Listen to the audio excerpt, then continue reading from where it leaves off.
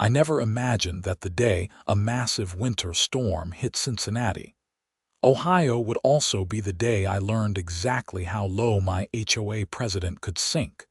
My name is Derek Nolan, and I had lived in Riverside Meadows for 3 years without major incident. Sure, there were the usual petty complaints about mailbox colors and lawn height, but nothing prepared me for what happened during the February freeze of 2025. The weather forecast had been dire for days.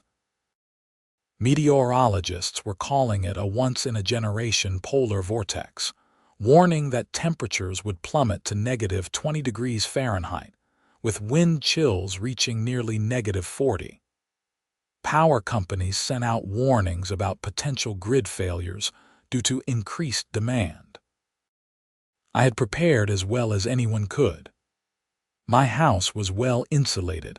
I had stocked up on non-perishable food, filled my bathtub with water in case pipes froze, and most importantly, I had purchased a high-quality electric space heater from a specialty store.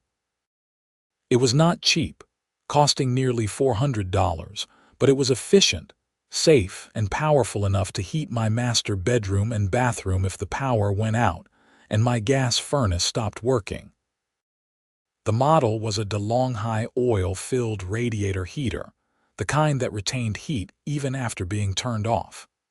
I had set it up in my bedroom, tested it multiple times, and felt reasonably confident I could weather the storm. The blizzard hit on a Thursday evening.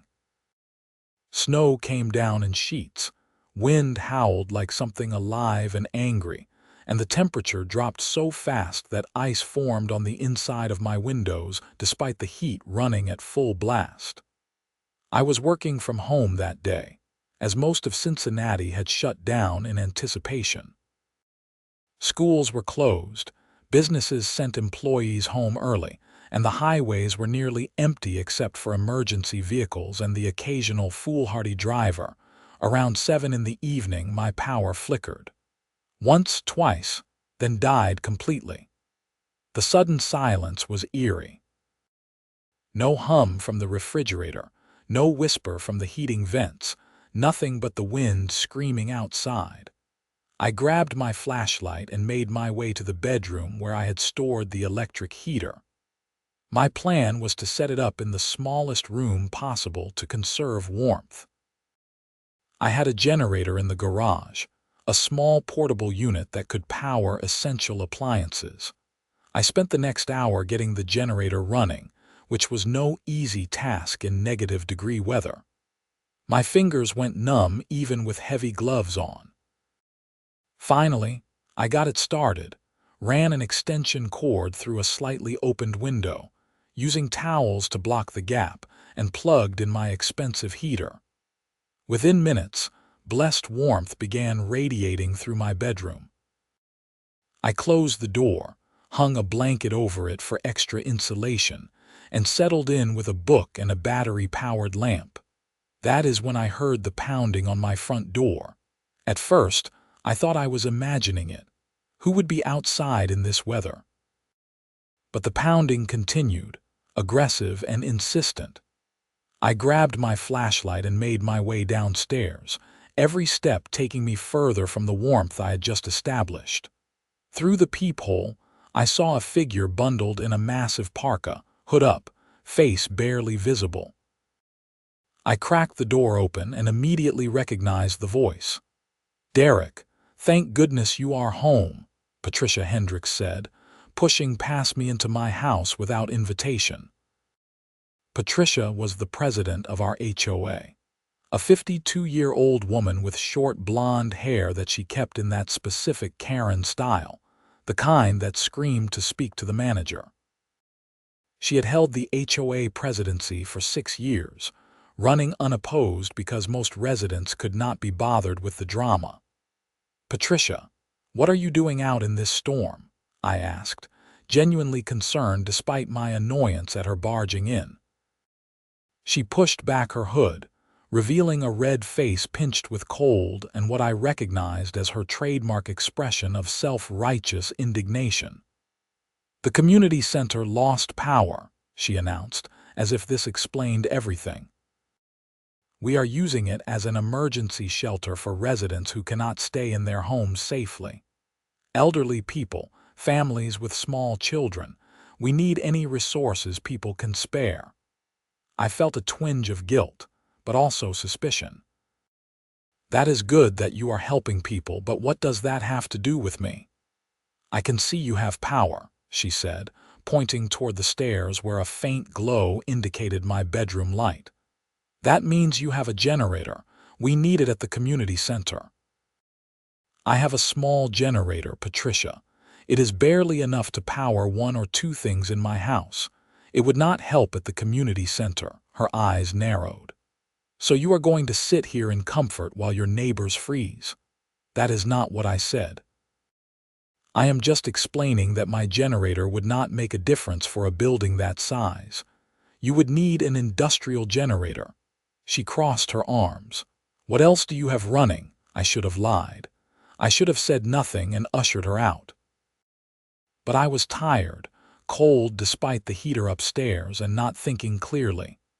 Just a space heater in my bedroom. Her face lit up in a way that made my stomach drop. Perfect. We can use that at the community center. There are 2 elderly women in one of the back rooms who are struggling. A space heater would be perfect for them.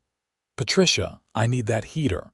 My furnace is not working without power, and that heater is the only thing keeping my pipes from freezing. Your pipes? She laughed, actually laughed. Derek, there are human beings at risk here, and you are worried about pipes. Besides, you are young and healthy. Bundle up in blankets. These women are in their 80s. She started toward my stairs before I could respond. I moved to block her, but she was surprisingly quick for someone who had just trudged through a blizzard. Patricia, you cannot just take my property. I am not taking it, she called back, already halfway up the stairs. I am borrowing it for the community. The HOA bylaws clearly state that in emergencies, the board has the authority to commandeer resources for the common good. Section 12, subsection 4. I followed her up the stairs, my mind racing. I had read those bylaws when I bought the house, and I was pretty sure no such provision existed, at least not worded the way she claimed. But she was already in my bedroom, unplugging the heater before I could stop her. Patricia, seriously, you cannot do this. That heater cost me $400. If something happens to it. Nothing will happen to it, she said, wrapping her arms around the heater. It was bulky but not impossibly heavy. I will personally ensure it is returned to you as soon as the power comes back on. You have my word as HOA president. I stood there, stunned and angry, as she maneuvered the heater toward the door. Part of me wanted to physically block her, to refuse to let her leave with my property. But she had framed it as helping elderly women in danger, and what would I look like if I wrestled a heater away from the HOA president during a blizzard? She had backed me into a corner socially, and she knew it. I want it back in perfect condition, I said, my voice tight.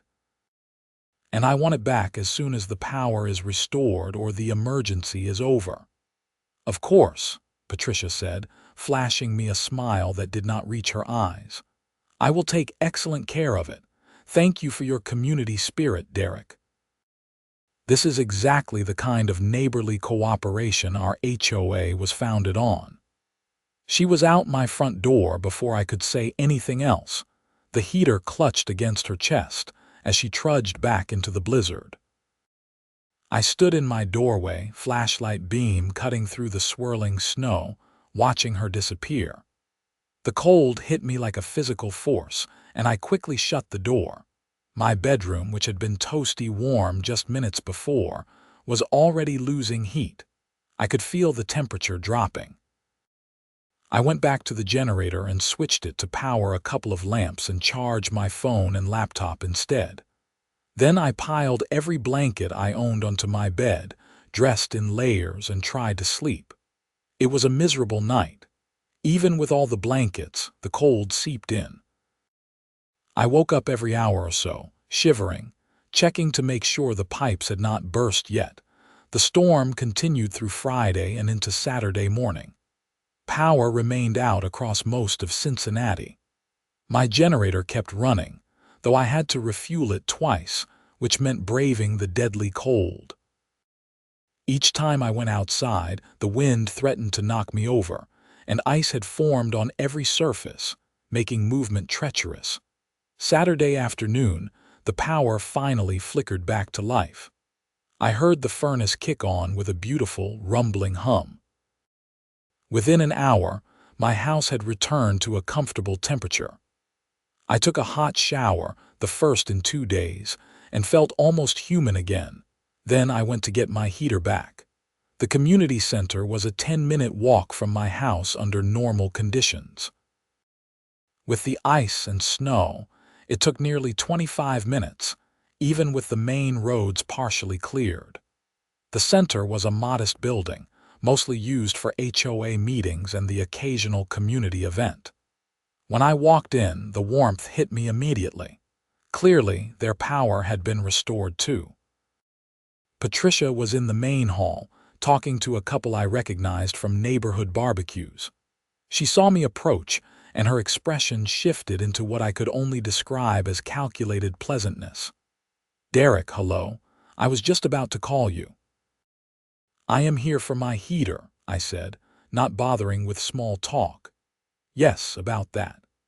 She gestured for me to follow her into a side office, away from the other residents. That should have been my second warning sign, but I was focused on getting my property back. The office was small, cluttered with papers and filing cabinets. Patricia closed the door and turned to face me with an expression I could not quite read. "I have some unfortunate news," she began. "Your heater is broken." For a moment I just stared at her. "What?" "It stopped working yesterday evening. I'm not sure what happened, it just quit producing heat." My jaw clenched. "Where is it? I want to see it." She walked to a corner of the office where my beautiful, expensive heater sat. I immediately noticed the damage. The cord was frayed badly near the plug. The casing had a large dent on one side, and when I bent down to examine it closer, I could see that the temperature dial was missing entirely, leaving exposed wiring. "What the hell happened to this?" I demanded, my voice rising. "This heater was in perfect condition when you took it." Patricia held up her hands defensively. "Derek, please keep your voice down. There are still people recovering from the storm out there." "I do not care who is out there. You took my property, promised to take care of it, and returned it destroyed. This is going to cost hundreds of dollars to replace." "Now, let us not be dramatic," Patricia said, her tone shifting to that condescending register that made my blood boil. "It is just a heater. These things break sometimes, especially when they are used heavily.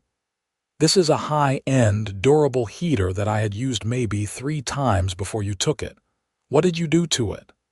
"I did not do anything," she snapped, her mask of pleasantness finally cracking. "If you must know, the heater was not very good to begin with. It stopped working in the middle of the night on Friday, and I had to find a replacement. Clearly, it could not handle being used for an extended period." "That is a lie, and you know it. This heater is designed to run continuously." "Show me the receipt. You said you would take responsibility if anything happened." "I said I would take care of it, which I did. I used it to help people, Derek. If it broke because it was not up to the task, that is not my fault. Maybe you should not have bought such a cheap model." "Cheap? I paid $400 for this heater." Her eyebrows rose in exaggerated surprise. $400? For a space heater? That seems excessive. Are you sure you did not overpay?" I took a deep breath, trying to control my temper. "Patricia, I want you to reimburse me for the cost of this heater, or I want you to pay for repairs, whichever is cheaper. You took responsibility when you took it from my house." "I did no such thing. You donated it to the emergency shelter effort." I have witnesses who saw you willingly provide resources to help your neighbors. I did not donate anything. You took it despite my objections, claiming you had HOA authority to do so. That is your interpretation, she said coolly. Mine is quite different. And even if I were inclined to reimburse you, which I am not, the HOA has no budget for this sort of thing. We operate on very thin margins. I stared at her, realizing fully that she had played this exactly as she planned from the beginning. She had known she could take the heater using social pressure and a false claim of authority, and she had known she would face no real consequences if it broke. This is theft, Patricia. You stole my property and damaged it. Now you are being ridiculous. I borrowed community resources during an emergency. If you want to make a fuss about it, you are welcome to bring it up at the next HOA meeting. But I warn you, Derek, residents do not take kindly to people who prioritize their personal property over community welfare during a crisis. She opened the office door, clearly signaling the conversation was over. I grabbed my broken heater, awkward and heavy in my arms, and walked out. Every person in that community center watched me leave, and from the expressions on their faces, Patricia had already been talking. I could see the judgment in their eyes, the assumption that I was somehow the bad guy in this situation. The walk home felt longer than the walk there, weighed down by the broken heater and my fury. Once inside, I set the heater down and examined it more carefully. The damage was extensive. The cord had not just frayed naturally, it looked like it had been yanked hard, possibly rolled over by something heavy. The dent in the casing was significant, suggesting impact damage, and the missing temperature dial with exposed wiring was downright dangerous. This was not normal wear and tear. This was negligence or possibly deliberate damage. I spent the rest of Saturday documenting everything. I took photos from every angle, close-ups of the damage, and pictures of the receipt I still had from the purchase. I also wrote down everything I could remember about Thursday night, Patricia's words, her actions, the way she had pushed into my house. Then I started researching. The HOA bylaws were available online, and I read through them twice. Nowhere in Section 12, Subsection 4, or anywhere else, was there a provision allowing the board to commandeer personal property during emergencies. Patricia had lied, using official-sounding language to intimidate me into compliance. Sunday, I went to visit my neighbor, Marcus Turner, who had been on the HOA board until he resigned 2 years prior due to conflicts with Patricia. He was a retired lawyer, and I hoped he might have advice. Marcus lived 3 houses down, a neat brick colonial with a meticulously maintained yard, even now under a blanket of snow. He invited me in immediately when he saw my expression. "You have got the look of someone who has had a run-in with our dear HOA president," he said, leading me to his kitchen where coffee was brewing. I explained everything over 2 cups of strong coffee. Marcus listened without interrupting, his expression growing darker as I detailed the theft and the condition of the returned heater. "She has always pushed boundaries," Marcus said finally, "but this crosses several legal lines.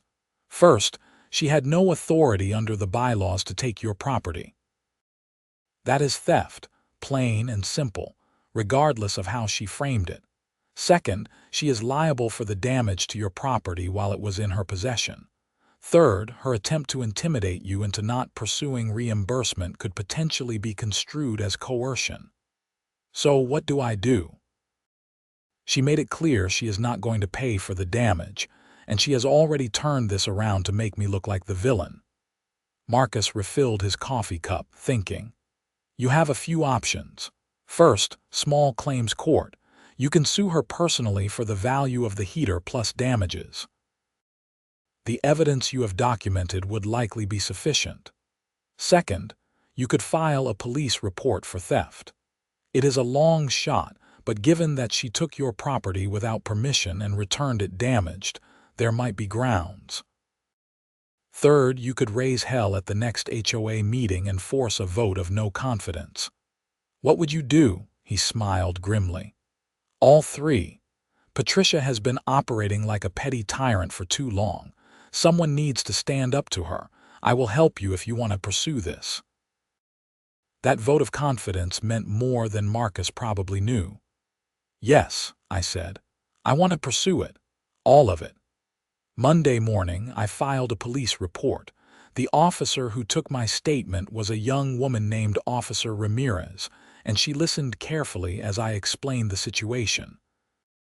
I showed her the photos, the receipt, and my documentation of Patricia's statements. This is unusual, she admitted. Most property disputes like this are civil matters. But the fact that she entered your home, took the item despite your objections, and then returned it damaged, that does have elements of theft and potentially criminal mischief.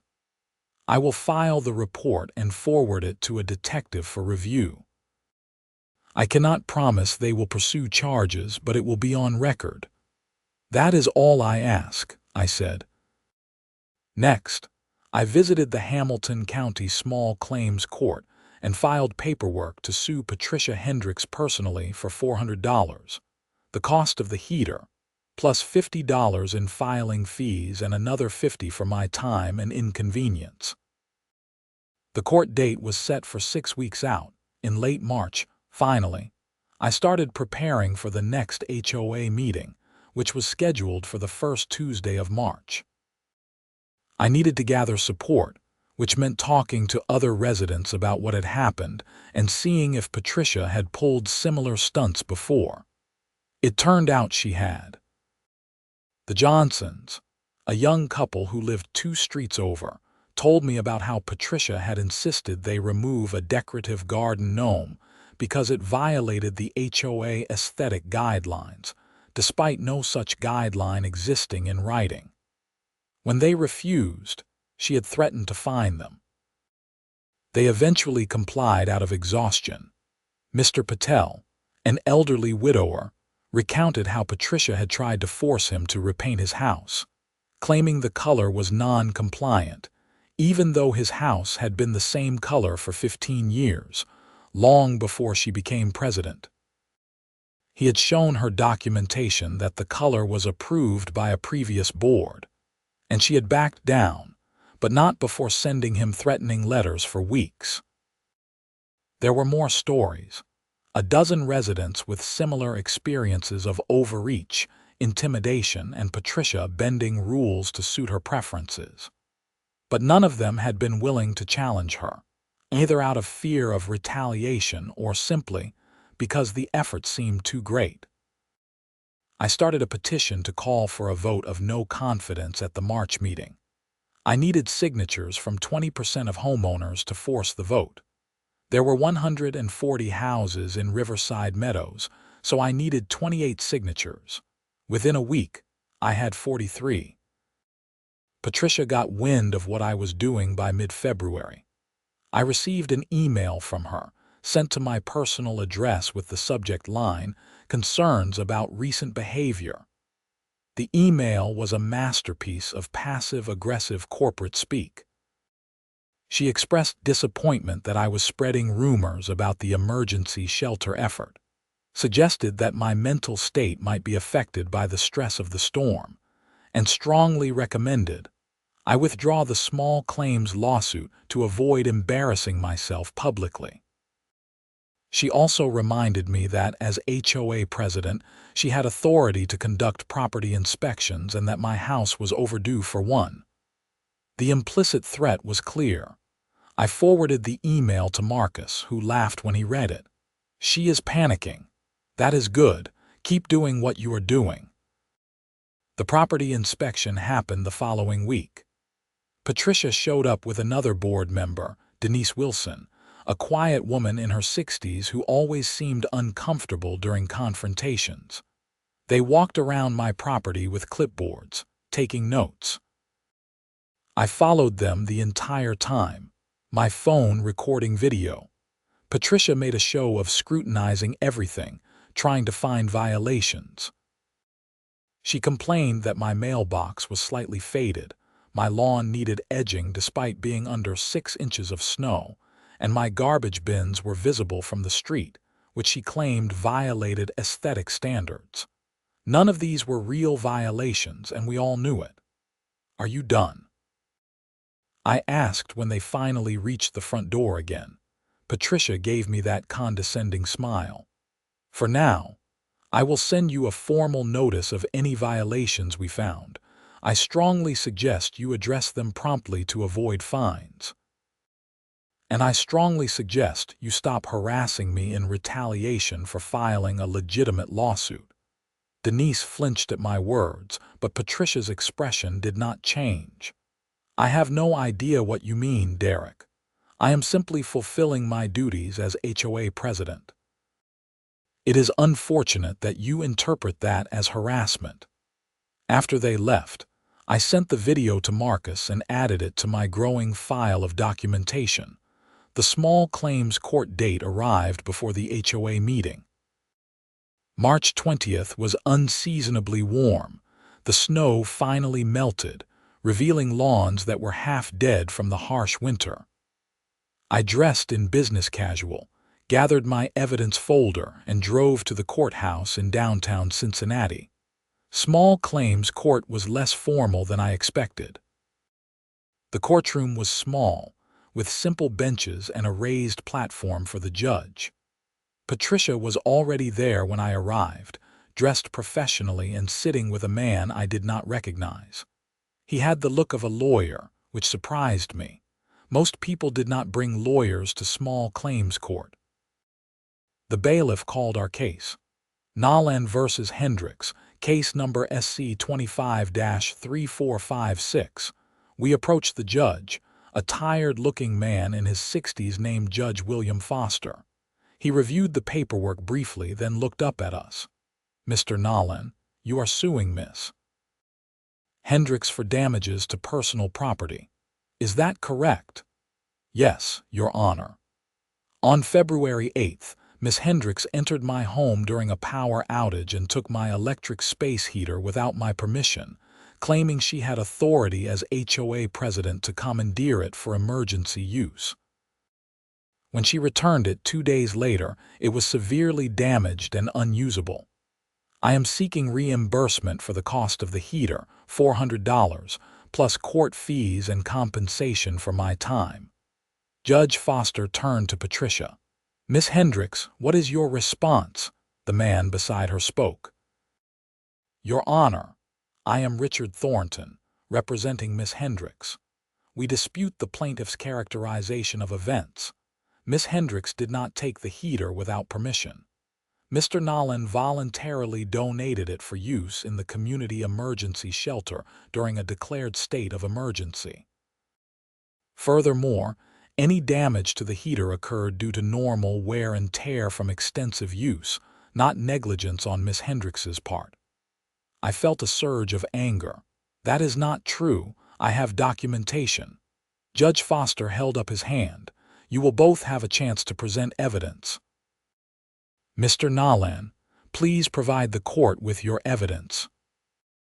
I presented the photos of the damaged heater, the receipt showing the purchase price, my written timeline of events, screenshots of the weather emergency declarations, and the emails from Patricia, including her threatening message about property inspections. I also had my recording of the property inspection, though the judge said he would only watch it if necessary. Patricia's lawyer presented a signed statement from Patricia claiming I had willingly donated the heater and that it had stopped working due to overuse. She also had statements from 2 residents at the shelter claiming they had seen me generously contributing to the emergency effort. These witnesses were not present at my home when Miss Hendricks took the heater, I countered. They only saw it at the shelter. They have no knowledge of how it got there or what I actually said. Judge Foster read through everything carefully, The courtroom was silent except for the rustling of papers. Finally, he set down the documents and looked at both of us. "Here is what I see," he said. "Miss Hendricks, you claim Mr. Nolan donated this heater voluntarily. However, Mr. Nolan's documentation includes contemporaneous notes indicating he objected to you taking it. His emails to neighbors seeking support mention the incident within days of it occurring, which supports his timeline. Your email threatening a property inspection shortly after he filed this lawsuit suggests retaliatory behavior. Mr. Thornton, the statements from shelter residents are not relevant because they do not speak to the issue of consent." Patricia's face was turning red. Her lawyer opened his mouth to speak, but the judge continued. "Furthermore, the photographs clearly show damage beyond normal wear and tear. A frayed power cord, impact damage to the casing, and a missing temperature dial with exposed wiring suggest negligence or mishandling. When you borrow someone's property, you are responsible for returning it in the same condition, reasonable wear accepted. This does not qualify as reasonable wear." He wrote something on a form, then looked up. "I find in favor of the plaintiff, Miss Hendricks.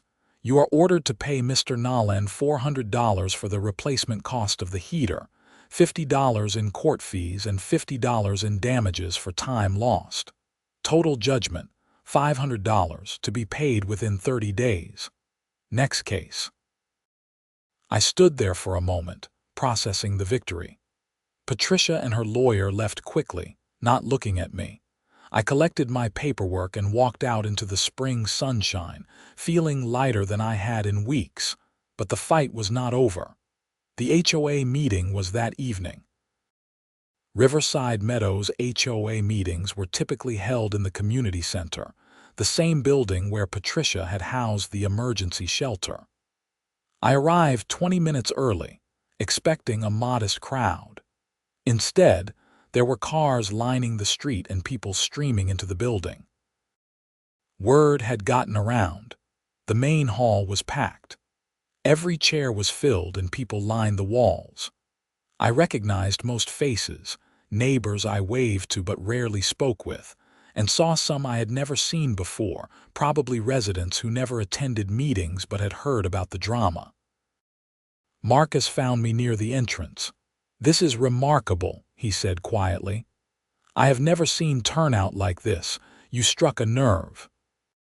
Patricia was at the front of the room, setting up papers on a table with the other board members, Denise Wilson and Tom Crawford, a middle-aged accountant who generally kept his head down. Patricia looked composed, but I could see tension in her shoulders.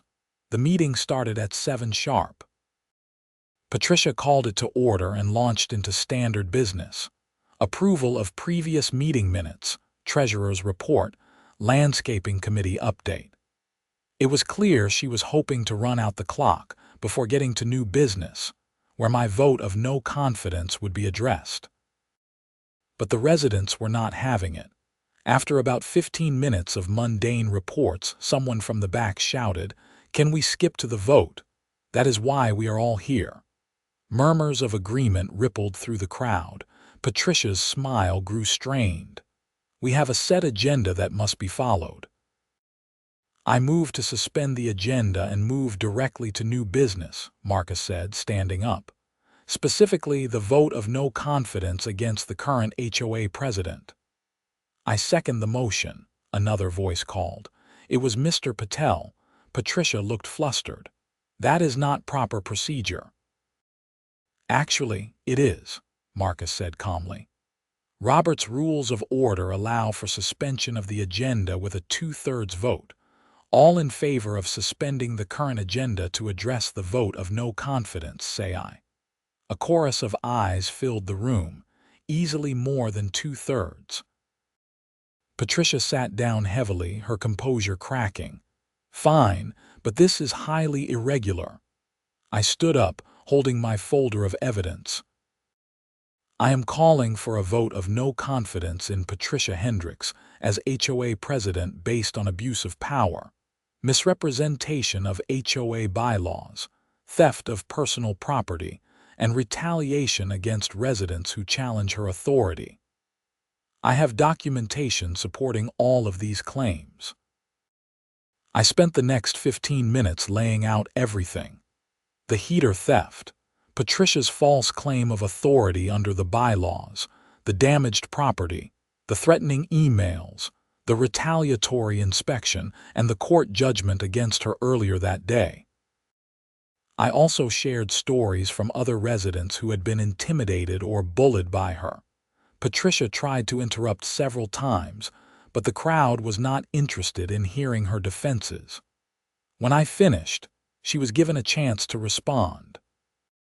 She stood up, her face flushed, and launched into a speech about her years of service, the sacrifices she had made for the community, how ungrateful everyone was being. "I have dedicated countless hours to this neighborhood," she said, her voice shaking with anger or emotion, I could not tell which. "I have dealt with every complaint, every petty dispute, every crisis, and this is how you repay me. By believing lies from someone who refused to help during an emergency, you stole my property," I said loudly. "And today a judge agreed with me. You did not ask to borrow it.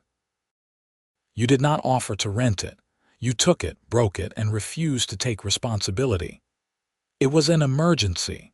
That does not give you the right to steal." The room erupted in arguments, people shouting over each other. Tom Crawford, the other board member, banged a gavel to restore order. "Let us just vote," he said. "Everyone in favor of removing Patricia Hendricks as HOA president, raise your hand." Hands went up across the room. I estimated at least 80% of the people present voted in favor. Patricia stared at the sea of raised hands, her expression a mix of shock and fury. All opposed. A few hands went up, maybe 10 or 12 people. Patricia's among them. Tom counted quickly, then announced, "The vote of no confidence passes. Patricia Hendricks is removed as HOA president, effective immediately. Per our bylaws, the board will elect an interim president at a special session within 1 week, and a general election will be held within 60 days. Patricia stood up so fast her chair fell backward. "This is illegal. You cannot just remove me without cause." "We had cause," Marcus said, "plenty of it. And this vote was conducted according to HOA bylaws and state law. If you want to challenge it, you are welcome to hire another lawyer." She grabbed her papers, shoving them into a bag with shaking hands. "You will all regret this," she hissed. "This neighborhood will fall apart without me. You have no idea what I have done for you." She stormed out, slamming the door hard enough to rattle the windows. The room was silent for a moment, then someone started clapping. Others joined in, and soon the entire hall was applauding. I felt a strange mix of relief and exhaustion. The meeting continued with Marcus being nominated and elected as interim president. He accepted, promising transparency and a return to reasonable governance. Several people came up to me afterward to shake my hand and thank me for standing up to Patricia. "Someone needed to do it," one woman said. "She has been making this neighborhood miserable for years. Driving home that night, I felt like a weight had been lifted." The heater situation had been absurd and infuriating, but it had exposed a bigger problem, and now that problem was solved. Or so I thought. 2 weeks later, I received a letter from a law firm downtown. Patricia was suing me for defamation, claiming my statements at the HOA meeting had damaged her reputation and caused her emotional distress. She was seeking $50,000 in damages. I called Marcus immediately. "She is bluffing," he said after I read him the letter. "Defamation requires you to have made false statements. Everything you said was true and backed by evidence. She is trying to intimidate you into backing down. Do not let her." I contacted a lawyer, Jennifer Ortega, who specialized in defamation and civil litigation. She reviewed the case and agreed with Marcus. "This lawsuit has no merit," she said during our consultation at her office, a sleek downtown space with a view of the Ohio River. "First, truth is an absolute defense against defamation. You have evidence supporting your claims. Second, statements made during HOA meetings generally enjoy qualified privilege, especially when addressing matters of community concern. Third, she would have to prove actual malice, which is nearly impossible in a case like this. So what do? We file a motion to dismiss and potentially countersue for abuse of process. Filing frivolous lawsuits to harass people is not legal. If she pushes this, she could end up paying your legal fees. We filed the motion to dismiss in early April. Patricia's lawyer did not even show up for the hearing. The judge took one look at the case, read our brief, and dismissed the lawsuit with prejudice, meaning Patricia could not refile it. He also ordered her to pay my legal fees, which totaled $3,200. I thought that would be the end of it, but Patricia still had one more card to play. In late April, I came home from work to find my front door ajar. My stomach dropped. I carefully pushed it open, calling out to see if anyone was inside. Silence. I stepped inside and immediately saw the damage. My living room had been ransacked. Drawers were pulled open, cushions thrown off the couch, papers scattered everywhere. But nothing seemed to be missing. My television was still there, my laptop on the coffee table, even my wallet on the kitchen counter was untouched. This was not a burglary. This was a message. I called the police immediately. Officer Ramirez responded, the same officer who had taken my original report about the heater. She walked through my house, documenting the damage, taking photos. "You said nothing appears to be missing, not that I can tell. But I have not checked every room thoroughly yet." We went through the house together. Every room showed signs of someone searching through my belongings, but nothing of value had been taken. In my bedroom, though, we found something that made my blood run cold. On my bed, someone had left a note, printed on plain white paper. "You should have minded your own business." Officer Ramirez bagged the note as evidence. "Do you have any idea who might have done this?" "I have a pretty good idea," I said, then told her about the ongoing situation with Patricia, the lawsuit, everything. She took detailed notes, her expression growing more serious. "We will investigate this thoroughly," she said. Breaking and entering, vandalism, potentially harassment and stalking given the context. If you can think of anyone who can verify your whereabouts during the time this occurred, that would help establish timeline. I had been at work all day, and my coworkers could verify that. I also had an email chain showing I was responding to messages throughout the day. Officer Ramirez said they would check for forensic evidence and possibly look into security camera footage from neighboring houses. Over the next few days, the police investigation ramped up. It turned out my next-door neighbor had a doorbell camera that captured a partial view of my driveway. The footage showed a woman matching Patricia's description approaching my house around 2 in the afternoon on the day of the break-in. She was wearing sunglasses and a hat, but her gait and build were distinctive. More importantly, her car, a silver Lexus SUV that I had seen countless times, was visible in one frame. The police obtained a search warrant for Patricia's home and car based on the evidence. They found gloves in her car that had traces of debris matching the type of paper scattered in my house. They also found drafts of the threatening note on her home computer, saved in a documents folder under Miscellaneous. She was arrested on May 2nd on charges of burglary, criminal trespass, harassment, and stalking. The arrest was covered by local news because of the unusual nature of the case, an HOA president arrested for breaking into a resident's home. The story went viral on social media, with people sharing it as an example of HOA horror stories. Patricia's lawyer tried to arrange a plea deal, but the prosecutor was not interested in being lenient.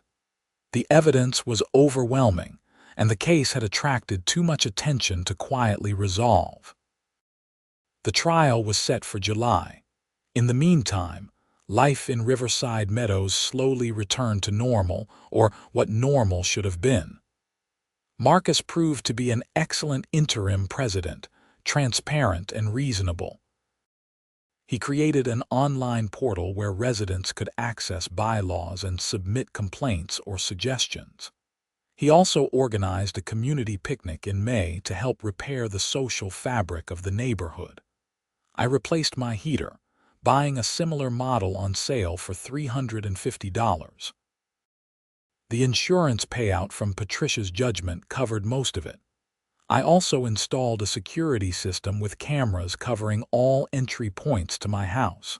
Several neighbors did the same. The trial in July was swift.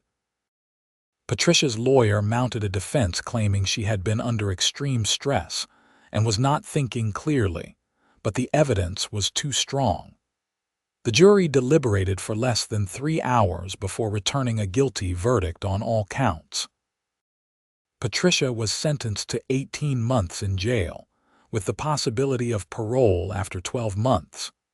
She was also ordered to pay restitution for my legal fees, the cost of repairs to my door, and the damage to my house, and additional damages for emotional distress. The total came to nearly $12,000. During sentencing, the judge made a statement that stuck with me. "Miss Hendricks, you held a position of trust in your community. Residents look to you for leadership, especially during times of crisis. Instead of rising to that responsibility, you abused your authority, stole from a resident, and when held accountable, you retaliated with criminal behavior. Your actions have caused real harm, not just to Mr. Nolan, but to the entire community's sense of safety and trust. I hope you use your time in custody to reflect on how drastically you violated the social contract that makes neighborhoods function." Patricia did not speak during the sentencing. She was led away in handcuffs, her expression blank. I felt a complicated mix of emotions. Relief, certainly. Vindication. But also a strange sadness that it had come to this, that someone could spiral so completely over something as simple as being held accountable. The story had one more chapter, though.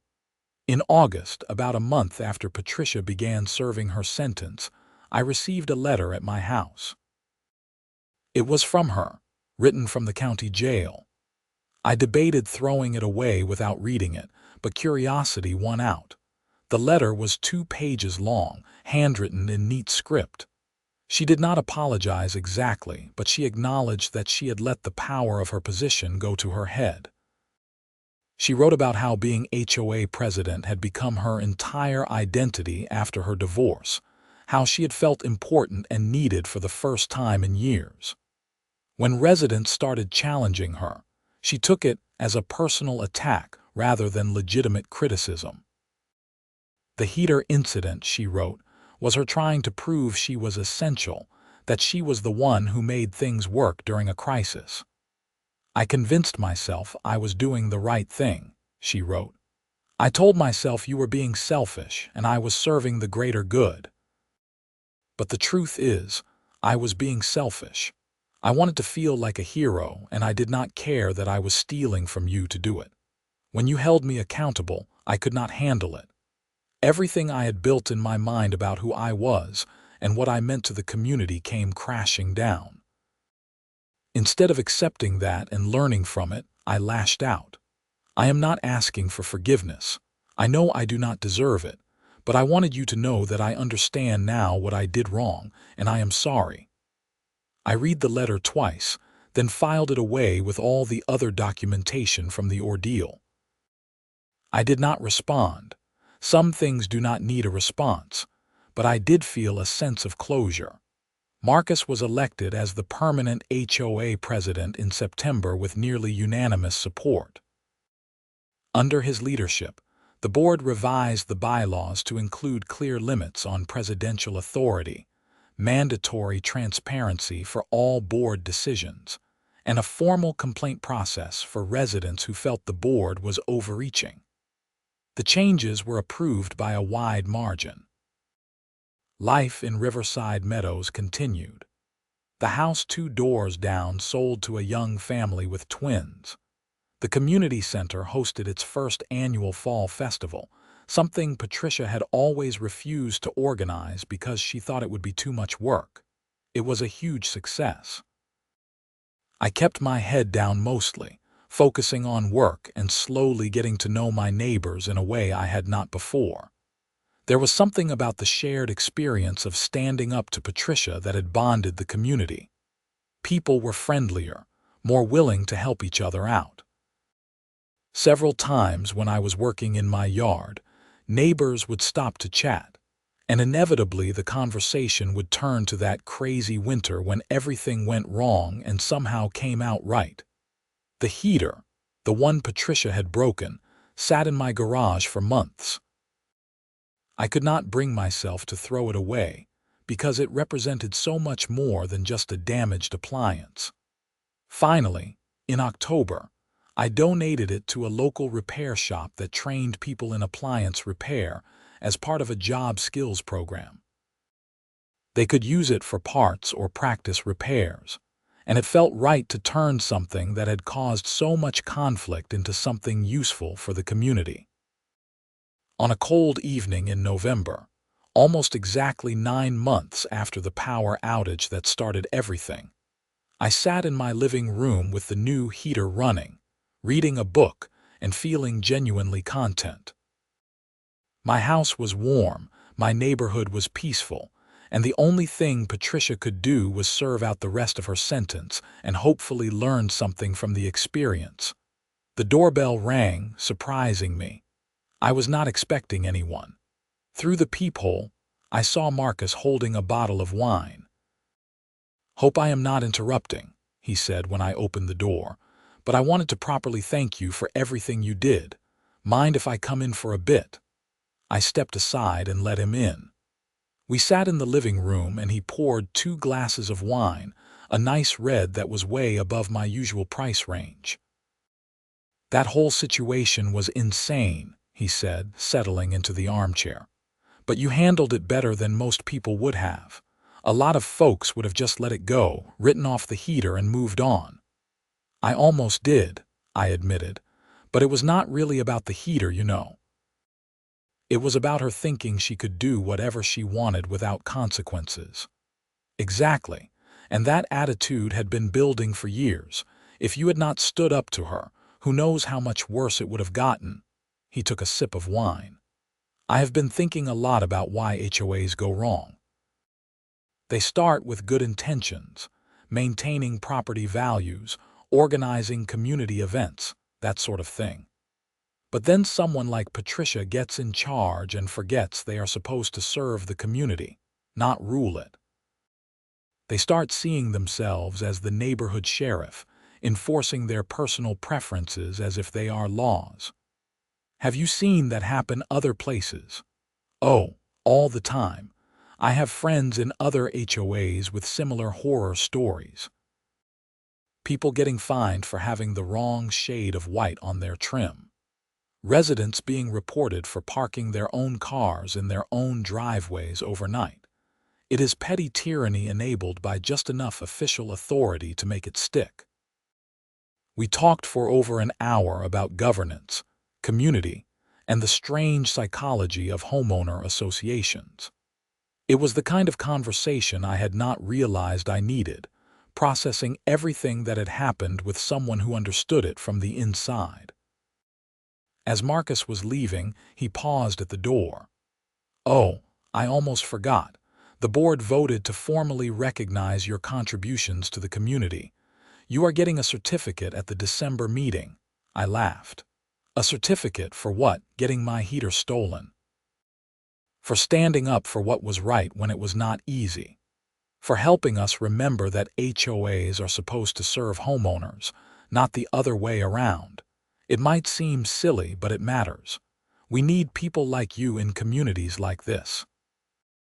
After he left, I finished my wine and thought about his words. I had never set out to be some kind of neighborhood hero. I just wanted my heater back. But somehow that simple act of refusing to be pushed around had cascaded into something much bigger, a change in the entire culture of our HOA. December came, and with it the last HOA meeting of the year. The turnout was not as dramatic as the meeting where Patricia was removed, but it was still healthy, maybe 40 or 50 residents. Marcus ran through the year in review, highlighting the changes made and the improved financial transparency. Then he called me to the front. Nolan joined this community 3 years ago and was, by all accounts, a quiet, law-abiding resident, Marcus said. But this year, when faced with an abuse of power, he did not stay quiet. He documented everything, pursued justice through proper channels, and helped expose problems that had been festering in our HOA for years. Because of his actions, we have made significant reforms, and this community is stronger and more democratic than it has been in a long time. Derek, on behalf of the board and the residents of Riverside Meadows, thank you. He handed me a framed certificate with fancy calligraphy that reads something about community service and courage. People applauded. I felt embarrassed and grateful and a little overwhelmed. I mumbled some words of thanks, probably not very eloquent, and returned to my seat. After the meeting, several people came up to talk to me, including the Johnson couple who had told me about their garden gnome dispute. "We are moving in January," Mrs. Johnson said, "but I wanted you to know that you made this year so much better. We were seriously considering selling because of Patricia's constant harassment. Now we are sad to leave." "Where are you going?" I asked. "Atlanta for my husband's job, but we have already checked the HOA rules there very carefully," she said with a laugh. "No more Karen presidents for us." As the crowd thinned and people headed home, I stayed behind to help Marcus fold chairs and clean up. It felt right somehow, contributing to the mundane work that keeps communities functioning. "Any word on Patricia?" I asked as we stacked the last of the chairs. "She is up for parole in 3 months. Her lawyer sent a letter asking if the community would support her early release. The board discussed it and decided to stay neutral, neither supporting nor opposing. What she did was serious, but she is serving her time, and that is her punishment. What happens after is between her and the parole board." "That seems fair." "I think so. Though between you and me, I hope she moves somewhere far away when she gets out.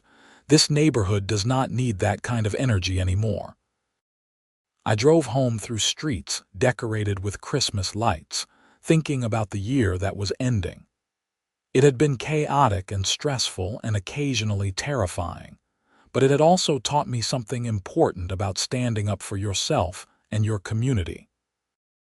Not in a dramatic Hollywood way, but in the mundane, bureaucratic way that actually changes things.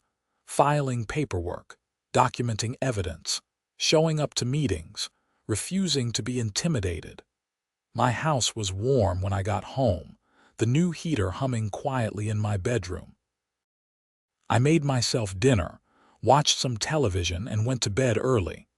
It was a perfectly ordinary evening, and that felt like a victory in itself. No drama, no conflict, just life going on as it should. The next morning, I woke up to my phone buzzing with text messages. Apparently, the local news had picked up the story again, doing a year-end segment on unusual local stories. They had interviewed some residents of Riverside Meadows about the HOA situation, and it had aired the night before. Now, I was getting messages from friends and colleagues who had seen it. "Dude, you are famous," one text read. Just saw you on the news taking down a crazy HOA lady. I watched the segment online. It was mostly accurate, though they played up the drama a bit. They interviewed Marcus, who gave a very diplomatic account of what happened. They also interviewed Mr. Patel, who was far less diplomatic, calling Patricia a menace who should never have been given any authority over anyone. The story got shared on social media again, racking up thousands of comments. Most were supportive, sharing their own HOA horror stories and praising me for fighting back. Some criticized me for making a big deal out of a heater, saying I should have just let it go during an emergency. I tried not to read too many comments. The internet has opinions about everything, and most of them are not worth your mental energy. What did matter were the messages I got from people in other HOAs around the country, thanking me for sharing my story and asking for advice on how to deal with their own overbearing boards. I tried to respond to as many as I could, offering the same basic advice.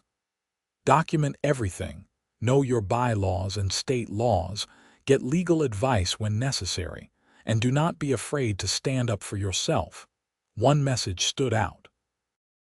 It was from a woman in Florida named Sandra Oliver, who was dealing with an HOA president trying to foreclose on her house over unpaid fines that she disputed.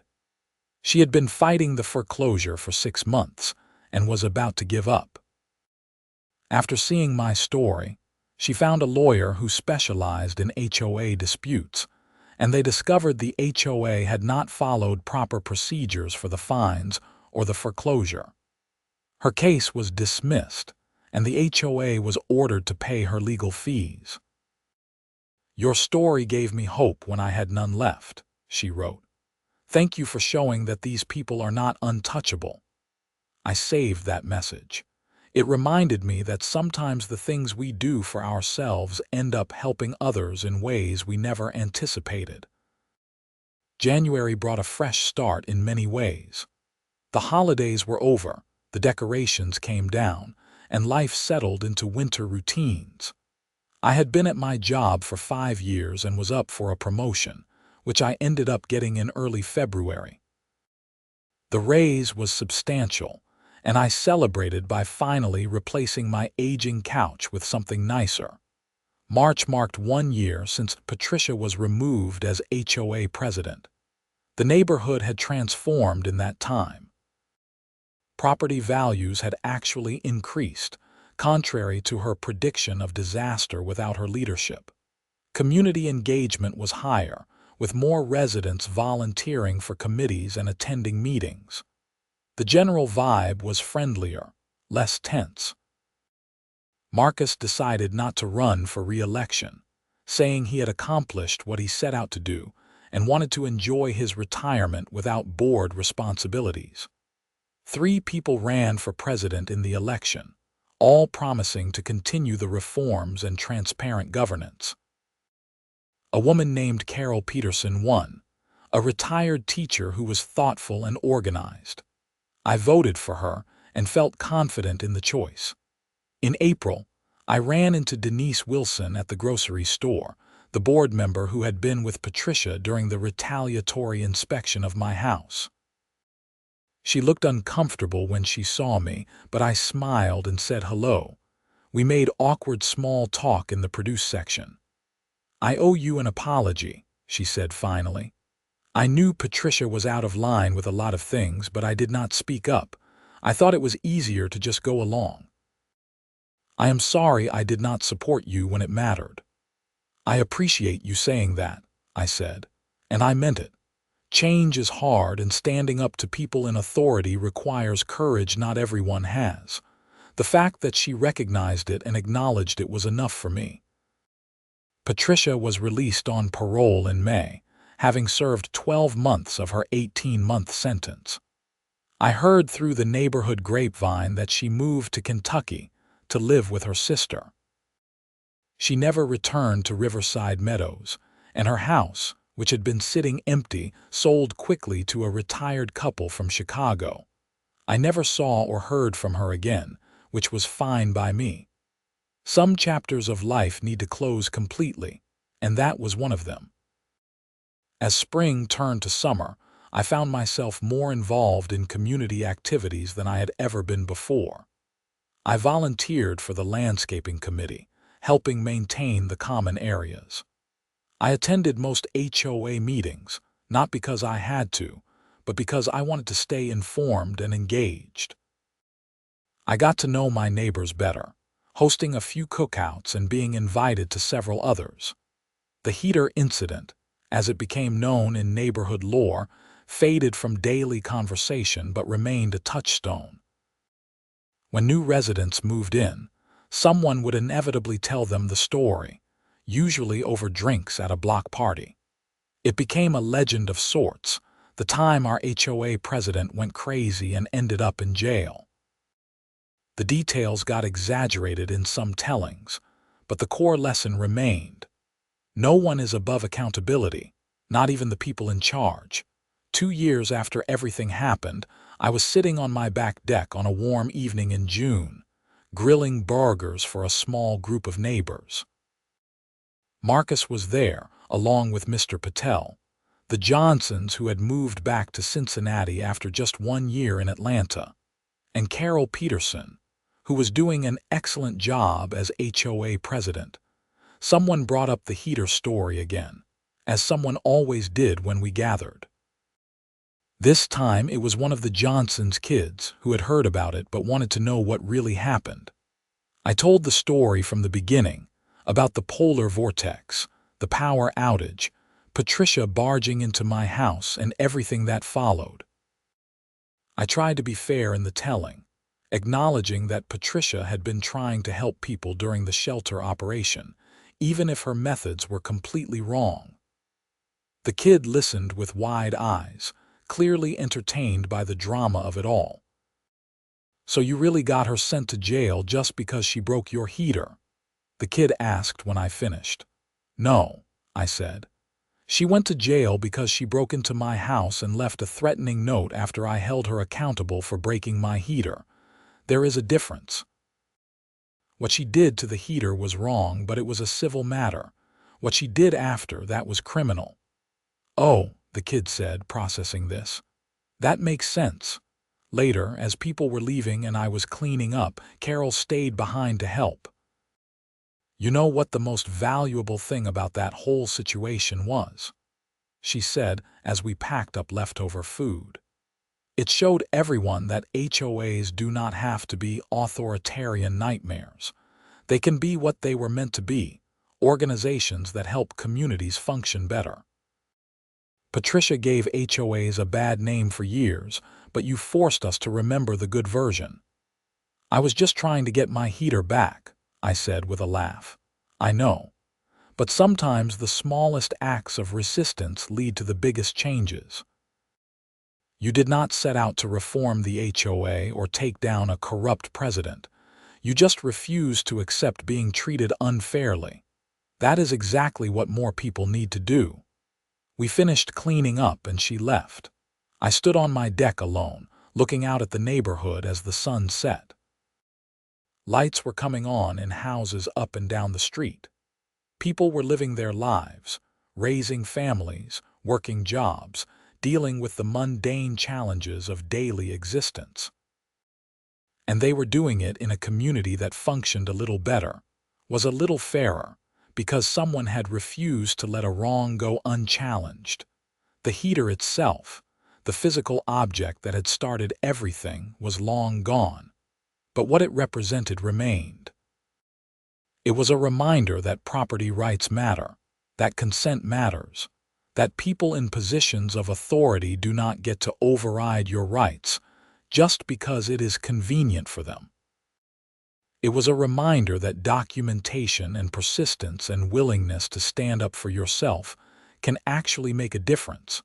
Sometimes I thought about what would have happened if I had just let it go, accepted the broken heater, written off the $400, and moved on with my life.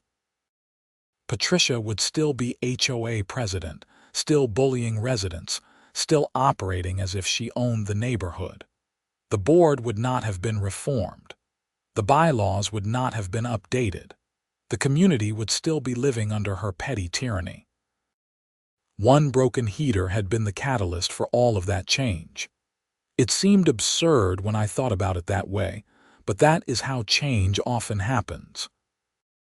Not through grand gestures or dramatic confrontations, but through ordinary people refusing to accept small injustices and following through with the boring work of making things right. I went inside, locked up for the night, and went to bed. My house was comfortable, my neighborhood was peaceful, and I felt genuinely content with how everything had turned out. The heater incident had taught me something valuable about myself and about communities. I had learned that I was capable of standing up for myself even when it was uncomfortable, that documentation and procedure could be powerful tools for justice, and that communities were only as good as the people willing to hold their leaders accountable.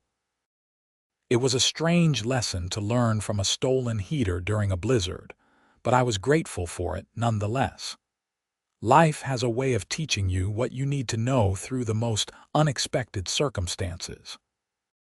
And sometimes, just sometimes, standing up for yourself over something small leads to something much bigger, something that makes your entire community better. The next morning, I woke up to another ordinary day. I made coffee, checked my email, and prepared for work. But as I was leaving, I noticed something on my doorstep. It was a small package, neatly wrapped. Inside was a card from several neighbors and a gift certificate to the hardware store where I had bought the original heater. The card read, "For the man who taught us that accountability matters, even in HOAs. Thank you for making Riverside Meadows a better place to live. Your neighbors." I stood there holding the card for a long moment, feeling unexpectedly emotional. It had been over 2 years since that cold February night when Patricia took my heater. 2 years of court dates, meetings, and stress. But it had also been 2 years of positive change, stronger community bonds, and a neighborhood transformed for the better. I put the card on my refrigerator, where I could see it every day. It was a good reminder of why all the hassle had been worth it. Not because I got my money back or because Patricia faced consequences, though both of those things mattered, but because I had helped create a community where people looked out for each other, where leaders served rather than ruled, and where ordinary residents knew they had the power to demand better. That evening, I used the gift certificate to buy a new heater, just in case. This one was even better than the original, with improved safety features and better energy efficiency. I set it up in my bedroom closet, ready for the next winter emergency. And if another polar vortex hit, if the power went out, if someone knocked on my door asking to borrow it, I would have a very different answer ready, because I had learned my lesson. Documentation starts the moment someone asks. Boundaries are established clearly. And if those boundaries are crossed, you follow through with consequences, no matter how uncomfortable it might be. But I also hoped it would never come to that again. The new HOA board was reasonable. Carol was doing an excellent job. The neighborhood had learned from its mistakes. Sometimes that is all you can ask for, people learning and doing better next time. I looked at the new heater sitting in its box, thought about everything that had happened, and smiled. It was just a heater, just a simple appliance meant to produce warmth on cold days. But it had become so much more than that. It had become a symbol of standing up for yourself, of accountability, of community done right. And that, I thought as I put it away carefully, was worth every bit of trouble it had taken to get here.